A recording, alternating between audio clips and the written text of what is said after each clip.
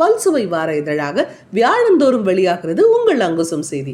ஆண்டு சந்தா வெறும் 500 மட்டும்தான். ஸ்கிரீன்ல தெரியுற 9488842025 எண்ணுக்கு ஜிபே போன்பே மூலமாகவும் சந்தா செலுத்தலாம். பல ஊழல்வாதிகளுடைய தூண்டுதலோட, பல அரசியல்வாதிகளுடைய தூண்டுதலோட விற்று கொண்டிருக்கிறார்கள். டாஸ்மாக பொறுத்த வரைக்கும் 12 மணில இருந்து 10 மணி வரைக்கும் டைம். ஆனா இந்த 11 to 11 FL2 இதுக்கெல்லாம் என்ன எப்படின்னா, இங்கு சாதாரண டாஸ்மாக் கடையில விற்கக்கூடிய மதுவை போல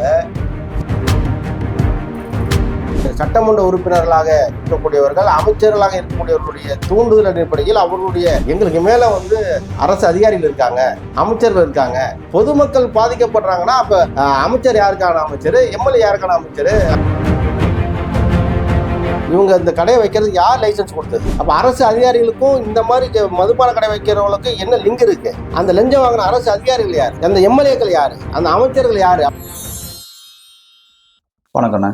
வணக்கம் சார். நான் வழக்கறிஞர் திருச்சி பொன்முருகேசன், நிறுவனர் தலைவர், அகில இந்திய மக்கள் மறுமலர்ச்சி கழகம். அனைத்து பொதுமக்களுக்கும் வணக்கம். இந்த டாஸ்மாக் என்பது தமிழக அரசால் நடைமுறைப்படுத்தப்பட்டு இயக்கப்படுகிற ஒரு நிறுவனமாகும்.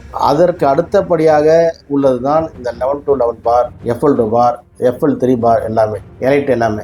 முற்றிலுமே டாஸ்மாக்குக்கும் 11 to 11, FL2, FL3, எலைட் எல்லாத்துக்குமே நிறைய டிஃப்ரெண்ட் இருக்கும், வேறுபாடுகள் நிறைய இருக்கும். டாஸ்மாகை பொறுத்த வரைக்கும் 12 மணில இருந்து 10 மணி வரைக்கும் டைம். ஆனால் இந்த 11 to 11 FL2 இதுக்கெல்லாம் என்ன எப்படின்னா 11 to 11 இதுதான் அரசாங்கம் நிர்ணயம் பண்ணியிருக்க நேரம்.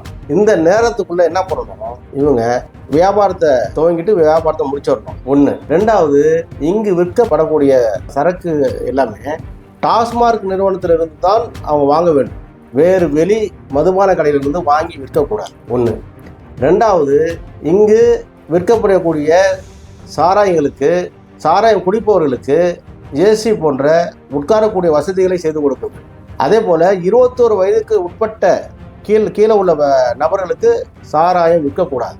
அங்கு 21 வயதுக்கு கீழ் உள்ளவர்களுக்கு இங்கு மதுபானம் விற்க அனுமதி இல்லை என்று சொல்லி ஒரு போர்டு ஒன்று வைக்கணும். அது யாருமே வைக்கிறது கிடையாது. அதுக்கப்புறம் அங்கே அந்த நிறுவனத்துக்கு கீழே கார் பார்க்கிங், 2 வீலர் பார்க்கிங் அமைச்சு கொடுக்கணும். சரிங்களா? இன்னும் சொல்ல போனோம்னா, இப்போ இந்த FL2 பாரில் வெளிநபர்களுக்கு, அதாவது அங்கு உறுப்பினர்களாக இருக்கக்கூடிய மணமகிழ் மன்றத்தில் உறுப்பினராக இருக்கக்கூடியவர்கள் மட்டும்தான் அங்கு மது விற்க வேண்டும், மது வழங்க வேண்டும். ஆனால் மாறாக இங்கு சாதாரண டாஸ்மாக் கடையில் விற்கக்கூடிய மதுவை போல விற்று கொண்டிருக்கிறார்கள். அதை மது பிரியர்கள் வாங்கி கொண்டிருக்கிறார்கள். அதுபோல் இருக்கக்கூடாது இந்த FL2 பாரை பொறுத்தவரை. அதுக்கப்புறம் அங்கே மணமகிழ் மன்றத்தை பொறுத்த வரைக்கும் ஸ்போர்ட்ஸ் சம்பந்தமாக ரிலேட்டடாக அங்கே நிறைய உபகரணங்களை வாங்கி, ஆனால் இங்கே எந்த உபகரணங்களும் பெருமளவில் வாங்கி வைக்கிறதில்ல. 11 to 11 பாரில், FL2 பாரில் சாதாரண ஆட்கள் எல்லாத்தையுமே உறுப்பினராக அல்லாத எல்லாரையுமே அனுமதித்து அங்கு சாராயங்கள் பல ஊழல்வாதிகளுடைய தூண்டுதலோட, பல அரசியல்வாதிகளுடைய தூண்டுதலோட, ஏன் உண்மை சொல்ல போனால் சட்டமன்ற உறுப்பினர்களாக இருக்கக்கூடியவர்கள், அமைச்சர்களாக இருக்கக்கூடியவர்களுடைய தூண்டுதல் அடிப்படையில், அவர்களுடைய உதவியின் அடிப்படையில் இந்த மது விற்கப்படுகிறது என்பதுதான் பொதுமக்களுடைய பெரும் குற்றச்சாட்டு. என்னுடைய குற்றச்சாட்டுமே அதுதான். இப்படி அவர்களுக்கெல்லாம் லஞ்ச பணம் கொடுத்து வெளி மாநிலங்களில் இருந்து சாராயம் வாங்கி வரப்பட்டு இங்கு அரசு விதிமுறைகளுக்கு எதிராக விற்கப்படுகிறது. இன்னும் சொல்ல போனால் திருச்சி மாவட்டம் சிந்தாமணி அருகே உள்ள ஒரு மதுபான கடையில், அந்த மதுபான கடை பேர் PRR கிளப். இந்த கிளப் பார்த்தீங்கன்னா ER ஸ்கூலுக்கு பக்கத்தில், அந்த காம்பவுண்டுக்கும் பக்கத்தில் ஒரு 10 மீட்டர் தான் இருக்கும். அந்த காம்பவுண்டுக்கு பக்கத்தில், அந்த பள்ளிக்கூடத்துக்கு பக்கத்துலேயே இந்த ஒயின் ஷாப் இருக்கு. அது இல்லாமல் அங்கே பக்கத்தில் ஃப்ரண்ட் லைன் சொல்லக்கூடிய ஒரு மருத்துவமனை இருக்கிறது. அந்த வழியாக SRC கல்லூரி மாணவிகள் செல்கிறார்கள். தமிழ்நாட்டில் மையம் என்று சொல்லக்கூடிய திருச்சிக்கு மையம் என்று சொல்லக்கூடிய சத்திரம் பேருந்து நிலையம் அங்கே இருக்கிறது. அங்குமே இந்த பொதுமக்கள் அதிகமாக செல்லக்கூடிய, போக்குவரத்து அதிகமாக இருக்கக்கூடிய பகுதியில் இந்த PRR கிளப் நடந்து கொண்டிருக்கிறது. இந்த PRR கிளப்பை பொறுத்த வரைக்கும் மிக மோசமான ஒரு சூழ்நிலையில அவங்க மதுவை விற்பனை பண்ணிட்டு இருந்தாங்க. நாங்கள் வீடியோ ஆதாரம் வச்சிருக்கோம். இந்த வீடியோ ஆதாரத்தை பாருங்க, எவ்வளவு ஒரு மோசமானது பாருங்க. இந்த வீடியோ காமிக்கிறேன். இந்த வீடியோவில் ரூல்ஸ்லாம் ஃபாலோ பண்ணல. 21 வயசுக்கு கீழே உள்ளவங்களுக்கு சாராயம் விற்கிறாங்க. அங்கே உறுப்பினராக இல்லாதவர்களுக்கு சாராயம் விற்கிற மது விற்கிறாங்க. அங்கே ஏசி போன்ற எந்த இதுவுமே செஞ்சு கொடுக்கல. ஸ்போர்ட்ஸுக்கான எந்த இதுவுமே செஞ்சு கொடுக்கல. கார் பார்க்கிங், டூ வீலர் பார்க்கிங்கான வசதி எதுவுமே செஞ்சு கொடுக்கல. இவங்க ஊழல் பண்றாங்க, அரசுக்கு எதிராக செயல்படுறாங்க சொல்லி நாங்கள் தமிழ்நாடு அரசு, கலால்துறை உட்பட அனைத்து மாவட்ட ஆட்சித்தலைவர், திருச்சி மாநகர காவல் ஆணையர் எல்லாருக்குமே நாங்கள் புகார் கொடுத்துருக்கோம். ஆனால் எங்களோட புகாரின்படி நடவடிக்கை எடுப்பதாக தான் சொல்வார்களுடைய எடுத்த பாடு இல்லை. நாங்கள் அதையும் தாண்டி ஆர்டிஐல கேட்டோம்னா முன்னுக்கு பின் முரணான தகவல்களை, ஏதோ அவர்கள் நல்லவரை போல, தகவல் கேட்பவர்கள் ஏதோ பொய் சொல்வதை போல ஏதாவது ஒரு தகவலை கொடுத்து எங்களுடைய புகாரை மறைத்து விடுவார். அது போன்றுதான் திருச்சி மாவட்ட ஆட்சித்தலைவர் அலுவலகத்தில் இருக்கக்கூடிய கலால்துறை ஆணையரும் அப்படித்தான் செய்தார். அவரிடம் நான் போய் சண்டை போடும் பொழுது, ஏங்க நான் கொடுத்த புகாருக்கு இது வரைக்கும் நீங்கள் எந்த ஸ்டெப்பும் எடுக்கலன்னு சொல்லும்போது அவர் என்ன சொல்றாரு, சார் நீங்கள் கொடுத்த புகாருக்கு நடவடிக்கை எடுக்க சொல்லி எஸ்பிக்கு பரிந்துரை பண்ணியிருக்கோம். எஸ்பி என்ன விசாரணை பண்ணி எங்களை அறிக்கை தரலன்னு சொல்லி எப்போ 2023 படிச்சு கொடுக்குறேன், அதுக்கப்புறம் 2024 கொடுக்குறேன், எந்த நடவடிக்கையும் எடுக்கல. அதுக்கப்புறம் நான் போய் சண்டை போட்டு ஆர்ப்பாட்டம் பண்ணுவோம், போராட்டம் பண்ணுவோம் சொன்ன பிறகு என்ன சொல்றாங்க, உங்களோட புகாரின்படி நாங்கள் நடவடிக்கை எடுக்கிறோம், நாங்கள் ஆய்வு செஞ்சோம், ஆய்வின்படி அவங்க ப்ராப்பராக செய்யறதா சொல்லியிருக்காங்க, அப்படி செய்யலைனாக்க நாங்கள் நடவடிக்கை எடுக்கிறோம் சொல்லி என்னுடைய புகாரை முடிச்சு வச்சுட்டாங்க.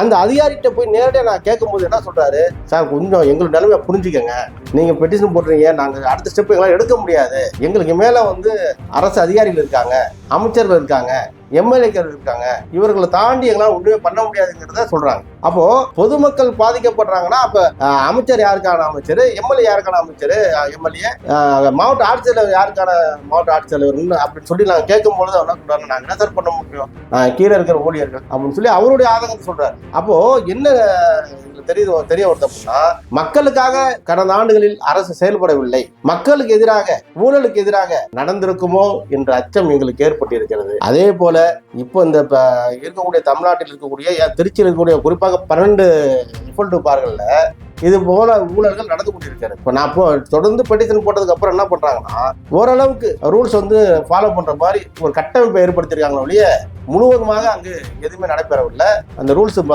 மதிக்கப்படவில்லை, ஃபாலோ பண்ணல. இப்போ இதே நிலை தொடர்ந்துச்சு அப்படின்னாக்க புதிதாக அமைந்திருக்கின்ற தாவேக அரசு நேரடியாக ஆய்வு செய்து சட்டப்படியான நடவடிக்கைகள் எடுக்கணும், அந்த உரிமையாளருடைய அந்த பார் லைசன்ஸை ரத்து செய்யணும், அந்த உரிமையாளர் மீது எஃப்ஐஆர் பதிவு செய்து அவரை கைது செய்யணும். அப்படி பண்ணாதான் இந்த எஃப்எல் பார் வைத்திருக்கக்கூடிய பெரும் முதலாளிகள், ஊழல்வாதிகள் தங்களுடைய தவறை திருத்தி கொண்டு சட்டத்தின்படி நடக்கிறதுக்கான வாய்ப்புகள் இருக்கும். இல்லை என்று சொன்னால் சாதாரணமாக நடக்கக்கூடிய, அரசை ஏமாற்றக்கூடிய வகையில் இந்த மதுபான விற்பனை நடக்கும். எங்களை பொறுத்த வரைக்குமா சார், அவன் எஃப்எல் வைக்கிறான், 11-11 வைக்கிறான், டாஸ்மாக் வைக்கிறான், அதெல்லாம் எங்களுக்கு தேவையில்லை. எங்களுக்கு மதுவை ஒழிக்கணும், மது கடைகளை ஒழிக்கணும், முற்றிலும் ஒழிக்கணும், அழிக்கணும். இதுதான் எங்களோட ஆசை. இதை இந்த தாவேக அரசு செய்யும் அப்படிங்கிற நம்பிக்கை இருக்கு, நாங்கள் நம்புறோம். இப்போ நீங்கள் சொன்னது எல்லாமே டாஸ்மாக் கடையில், நார்மல் கவர்மெண்ட் நடத்துகிற டாஸ்மாகில் பார்த்தீங்கன்னா பார்க்கிங் பிரச்சனை இருக்குது. அங்கே பார்க்கிங்க்கான இடமே கிடையாது. வந்த கடை ஓரத்துலேயே ரோட்லேயே நிப்பாட்டிட்டு போயிட்டு வாங்கிட்டு உடனே கிளம்புற மாதிரி இருக்குது. இல்லை அந்த டாஸ்மார்க்கை ஒட்டி இருக்க பாரில் உட்காந்து குடிச்சிட்டு போகிற மாதிரி தான் அவ்வளோ ஏற்பட்டு இருக்கு. இது இல்லாமல் இந்த இப்போ இருக்க எலைட் பார், இந்த 11-11 சொல்கிறீங்களே, எஃப்எல் 2, எஃப்எல் 3, இது எல்லாத்துலேயும் பார்த்தீங்கன்னா பார்க்கிங் வசதி எல்லாமே இப்போல்லாம் நல்லா தானே இருக்குது. இதை தாண்டி நீங்கள் குறைன்னு பார்த்தா மதுவில் தான் குறை சொல்லலாம். ஏன்னா மதுவில் தான் கலப்படம் நடக்குது, மதுபானங்களில் 21 வயசுக்கு கம்மியான உள்ளவங்களுக்கு கொடுத்துட்டு இருக்காங்க அப்படின்னு சொல்லலாம். அதுக்கான வீடியோ ஆதாரங்கள் நம்மக்கிட்ட இருக்குது, அதை நீங்கள் காட்டுறேன் அப்படின்னு சொல்லியிருக்கீங்க. ஸோ இதுக்கான கருத்து நீங்கள் என்ன சொல்ல வரீங்க சார்? பெரும்பாலான கடைகளில் சார் என்னோட ஆய்வில் நானே நேரடியாக செஞ்சுருக்கேன் ஆய்வு. திருச்சியில் இருக்கக்கூடிய 12 பார்ல ஒரே நிமிஷம் காட்டுறேன். திருச்சியில் கிட்டத்தட்ட 12 எஃப்எல் பார் மணமேல் மாண்டங்கள் செயல்படுகிறது. இந்த 12லையுமே Surya recreation club Pal Pannai, PRR club Chathiram bus stand Tiruchi, பென்சா vacation club cantonment Tiruchi, moon star recreation club Manapparai Tiruchi, டிச்சி டாஸ் recreation club Karumandapam Tiruchi, Thottiyam town new labour recreation club Thiruverumbur Tiruchi, Tiruchi district Q sports association Puthur Tiruchi, Imayam recreation club Manapparai Tiruchi, Sathya recreation club airport Tiruchi, diamond recreation club Thiruverumbur Tiruchi, white star club Ariyamangalam Tiruchi, Marina regression club தீரநகர் Trichy. இப்படி 12 club இருக்கு sir. இந்த 12 கிளப்லையுமே ஒரு சில கிளப்புல வேணா நீங்க சொல்ற மாதிரி கார் பார்க்கிங் இருக்கலாம், டூ வீலர் பார்க்கிங் இருக்கலாம், மற்ற எந்த கடையிலுமே இல்லை. அப்போ இவங்க இந்த கடையை வைக்கிறதுக்கு யார் லைசன்ஸ் கொடுத்தது? அப்போ இந்த மாதிரி ரூல்ஸ் ஆஃப் மீறி யாரு லைசன்ஸ் கொடுத்தது? அரசு அதிகாரிகள் யாரு? அப்ப அரசு அதிகாரிகளுக்கும் இந்த மாதிரி மதுபான கடை வைக்கிறவங்களுக்கு என்ன லிங்க் இருக்கு? அப்போது இந்த மதுபான கடையிலிருந்து அரசு அதிகாரிகளுக்கு மாதம் என்ன எவ்வளோ லஞ்சம் போயிருக்கு, அந்த லஞ்சம் வாங்கின அரசு அதிகாரிகள் யார், அந்த எம்எல்ஏக்கள் யார், அந்த அமைச்சர்கள் யார் அப்படிங்கிறத சிபிஐ விசாரணை வச்சோம்னா எல்லாரும் மாட்டோம். அப்போது இந்த ரூல்ஸ் எல்லாம் ஃபாலோ பண்ணாமல் ஒரு நிர்வாகம் நடக்குது அப்படின்னா அந்த நிர்வாகம் எப்படியாப்பட்ட நிர்வாகமாக இருக்கும்? அப்போ ஊழல் நிறைந்த நிர்வாகமாக தானே இருக்கும். அப்போ இந்த ஊழலை ஒழிக்கணும் அப்படின்னா இந்த ஃபண்டமெண்டல் அடிப்படையில இருந்து இவங்க இந்த கடைக்கு லைசன்ஸ் கொடுத்ததுலேருந்து அந்த மதுவை விற்பனை செய்தவர்கள் யார், அந்த விற்பனை செய்து விட்டு அவர்களுக்கு ரூல்ஸே இல்லாட்ட ரூல்ஸ் படி நடக்காமல் இருந்தாலும் நான் ரூல்ஸ் படி தான் நீங்கள் நடத்துறேன்னு சொல்லிட்டு சர்டிஃபிகேட் கொடுத்தது யார், லைசன்ஸ் கொடுத்தது யார், அவங்களுக்கு எவ்வளோ லஞ்சம் போயிருக்கு, இதெல்லாம் ஆய்வு செய்து அந்த இருக்கக்கூடிய 12 கிளப்பையுமே இழுத்து மூடுவதற்கு தமிழ்நாடு அரசு நடவடிக்கை எடுக்கணும். இந்த புதிதாக வந்திருக்க அரசு மேல மக்கள் நம்பிக்கை வச்சிருக்கதா சொல்றாங்க, நாங்களும் நம்பிக்கை வைக்கிறோம். நீங்கள் பழைய அரசாங்கத்தை போல இல்லாமல் இந்த ஊழலுக்கு எதிராக ஊழல்வாதிகளுக்கு எதிராக ஊழல் செய்பவர்களுக்கு எதிராக நீங்கள் நடவடிக்கை எடுக்கலாம். எம்எல்ஏவாக இருக்கட்டும், அமைச்சராக இருக்கட்டும், யாராவனா இருக்கட்டும், ஊழல் செஞ்சிருந்தாங்கன்னா அவங்க மேல தயவுதாச்சன் எல்லாம் ஆக்ஷன் எடுங்க. அதுக்கு நாங்க அகில இந்திய மக்கள் மறுமலர்ச்சி கழகம் துணை இருக்கோம். எங்களுடைய அமைப்பை சார்ந்த தொண்டர்களும் உங்களுக்கு உறுதுணையாக இருப்பார்கள். நன்றி. எக்ஸல் குரூப்ஸ் மாறு மாற்று மக்களுக்கான நேர்மையான சமூக பணி என்றும் தொடரும். Excel groups Muruganandam.